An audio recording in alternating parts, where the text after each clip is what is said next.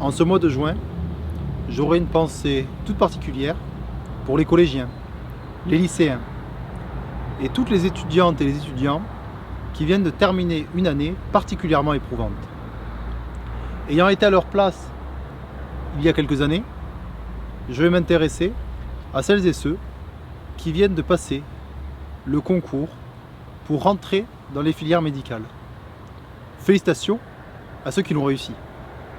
Mais je voudrais m'intéresser à toutes celles et tous ceux qui ont échoué. Car il est vrai que notre pays a un véritable tabou avec la notion d'échec. Et cela est absurde, car nous échouerons toutes et tous dans nos vies. De plus, cette notion d'échec est très relative.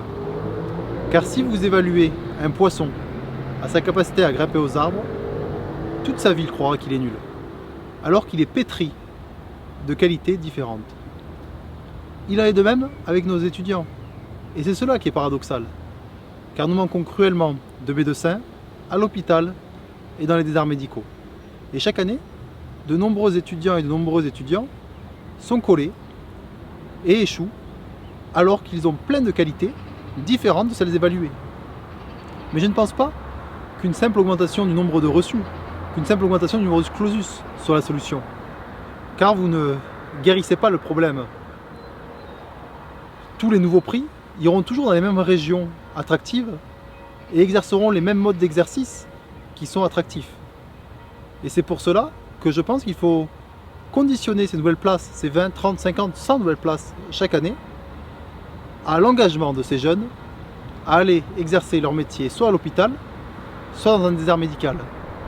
Au moins, celui qui voit la médecine au travers d'un prisme de succès, d'argent et d'autres raisons qui lui seront propres, laissera sans doute sa place à celui ou à celle qui a la vocation et qui est prêt à ce sacrifice.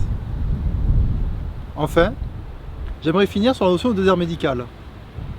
Car il est trop facile de demander au médecin de mettre de côté, de sacrifier sa vie familiale pour aller seul sauver la patrie, une fois que dans un village, vous avez fermé la gare, l'école, les magasins, la mairie et tous les services publics. N'oublions jamais qu'un désert médical est avant tout un désert de services publics.